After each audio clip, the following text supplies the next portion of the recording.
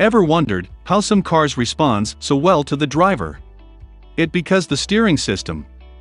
Great handling makes you feel safe and in control. A proper steering system mechanism is necessary to effectively control the vehicle with safety during its entire speed range without much effort. It should also be able to tackle wide variations of road surfaces, bumps, and bounces to the vehicle. It is the basic feature of the vehicle to be steered straight and maintained at that position or turned at the driver's will without putting much efforts to do so. It is also necessary that the moving vehicle is under driver's perfect control in order to avoid any accident. The system allows a driver to use only light forces to steer a heavy car.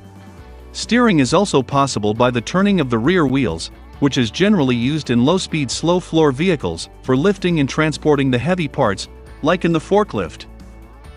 So in this video, we will explain how a car steering system works, and how the simple act of turning your steering wheel makes the car corner. And also we look into steering basics, Ackermann steering, power steering, and four-wheel steering later in this video.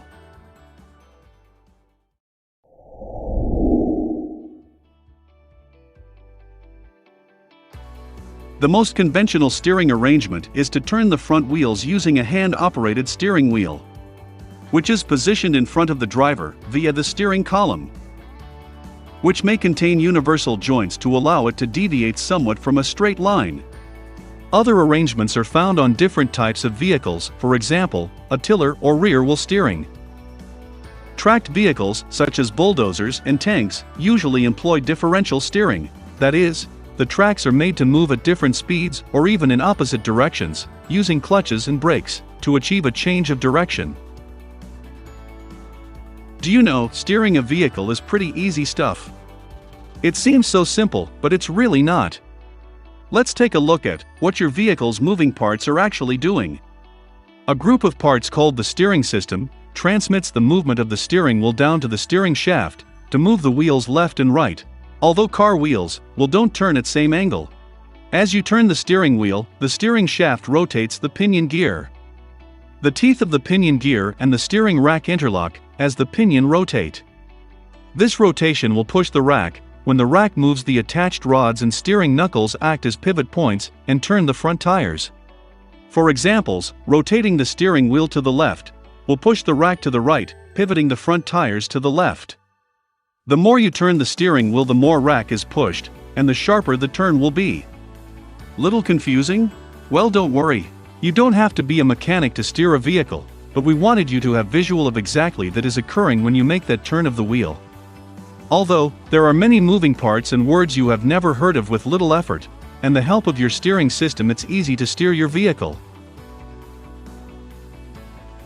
When we turn the front wheels, all the vehicle wheels turn in that direction, but why does the car follow a precise curve after steering instead of proceeding in a straight line? To find the answer to this question, we need to know the physics of the wheel. For a wheel to work effectively, the velocity of the wheel at the contact point should always be zero. This will make sure that there won't be any slippage between the stationary road and the wheel at the contact point. But how can a moving wheel have zero velocity at a point on its surface? This condition is possible because it has two separate types of velocities acting on it. One is the rotational velocity of the wheel, and the other one is a translational velocity of the wheel. Here you'll notice that the rotational velocity of the car is inclined, but the translational velocities is straight. Both the velocities have different magnitude and directions. Due to this, the velocities will not cancel each other out, and this will lead to skidding. The only way to avoid this skidding and achieve the zero velocity condition is to make sure the translational velocity is also inclined and equal in the direction. This is only possible when the whole car turns with respect to a particular center point. But there's a problem: when the whole car is turning, the two front wheels of the car will not be covering the same distance. Here, all four wheels meet the perfect conditions of rolling. For such a perfect turn, the perpendicular lines from the front wheels should meet rear wheel axis at a common point. Here you'll notice that the wheels of the car have different parts of motion. In the rear wheels, this is done with the help of a differential gear. And in front wheels, this is done with the help of a design principle called the Ackermann steering. If you observe carefully, you will note that the angles turned by the left and right wheels are not the same. This is done to compensate for the different distances each of these tires travel without slipping. This means that, for perfect steering, the left and right wheels should turn at different angles. Steering basics. To obtain a good alignment, it is necessary to understand the following factors: camber, caster, kingpin inclination, toe in and toe out. Camber. It is the angle between the vertical axis of a wheel and the vertical axis of the vehicle when viewed from the front or rear. When the wheels are tilted outwards at the top is called positive camber, and if tilted inward, then it is called as negative camber. An equal camber angle is provided on both the front wheels. With the positive camber, wheels become vertical, under load on the tire, will have full contact with the road and the tire wear will be uniform. If the positive camber is excessive, then tires' outer edge will wear out faster. If the negative camber is excessive, the tires' inner edge will wear out faster. The caster angle is the angle formed by the forward or backward tilt of the steering axis from the vertical when viewed from the side of the wheel. A backward tilt is known as a positive caster, and a forward tilt is known as a negative caster. If the caster is not equal on both sides, it will cause the vehicle to pull to the side of the wheel, having a lesser caster angle. The main purpose of caster is to maintain directional stability and control, to increase steering stability, and to reduce drive effort to turn the vehicle. Kingpin inclination. The angle between the vehicle line and center of the kingpin, or steering axis, when viewed from the front of the vehicle, is known as kingpin inclination. It must be equal on both sides. It is greater on one side than the other, the vehicle will tend to pull to the side having a greater angle. The main functions of kingpin inclination is that it helps in self-centering of wheels after taking a turn, to provide directional stability, and also it reduces steering effort. Toe in and toe out. Front wheels are slightly tilted inward, the distance is less at the front and more at the rear. When it is measured at the height of the hub level, then it is called as toe in. If the distance is more at the front and less at the rear, then it is called toe out.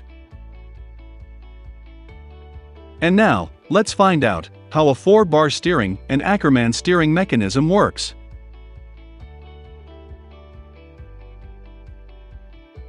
The 4-bar steering mechanism consists of a fixed link that is connected by 2 short pivot links and a tie rod.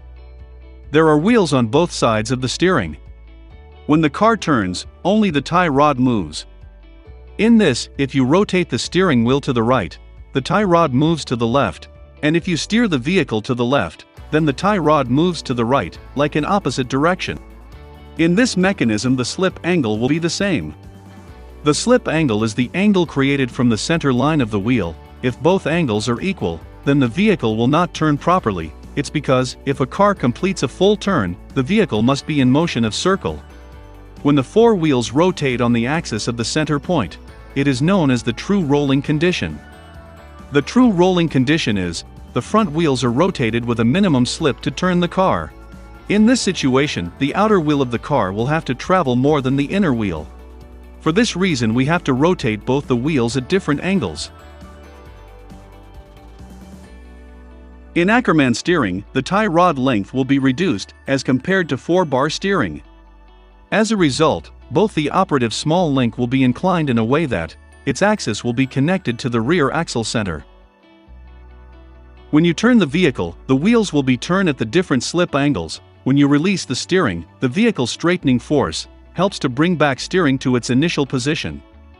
In this mechanism, the wheel turns at the different slip angle. The 4-wheel center axis will meet at the instantaneous center point at both sides, which helps to turn the vehicle with its true rolling conditions.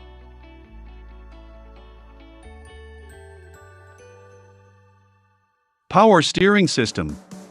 The power steering is a system that reduces the effort required of the driver to turn the steering wheel.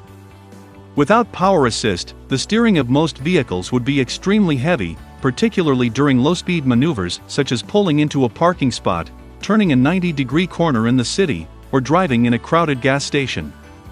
The first power steering system fitted to a production car was in the 1951 Chrysler Imperial, and the competition quickly followed suit. There are 3 types of power steering systems are available. They are hydraulic power steering, electric power or motor-driven power steering, and electro-hydraulic power steering. Hydraulic power steering uses hydraulic fluid that's pressurized by a pump driven off the engine. Although it served the automotive world well for those 50 years. Today, few cars with hydraulic steering are still available on the mass market, and most that do are light trucks. There are a few downsides to this type of system. There's wasted energy, since the pump is running continuously, even when the vehicle is driving straight, and there's no assist needed. Plus, the hydraulic fluid needs to be replaced periodically, and if any of the hydraulic line springs a leak, it not only makes a mess, but the power assist is lost. Electric Power Steering System, or EPS, uses electric motors that draws energy from the vehicle's electrical system to provide the steering assistance instead of hydraulic systems. As with hydraulic types, power to the actuator is controlled by the rest of the power steering system.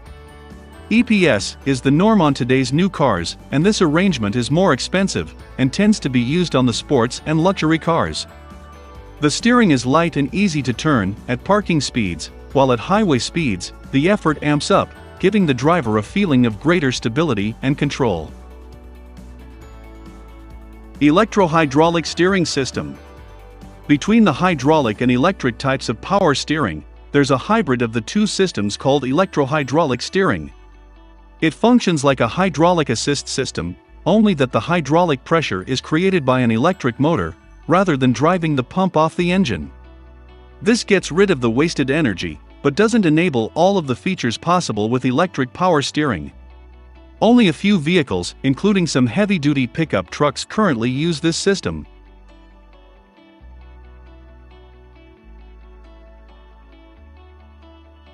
Yes, you can drive without power steering, that does not mean you should. Driving without power steering for a long time can damage your pump, which be a lot more expensive to repair. And also parking and quick steering become extremely difficult. The electric power steering is more efficient and works to the point. It improves fuel economy by a few %. As the electric motor only draws power when needed, it eliminates the hydraulic fluid maintenance, and it also enables a variety of features.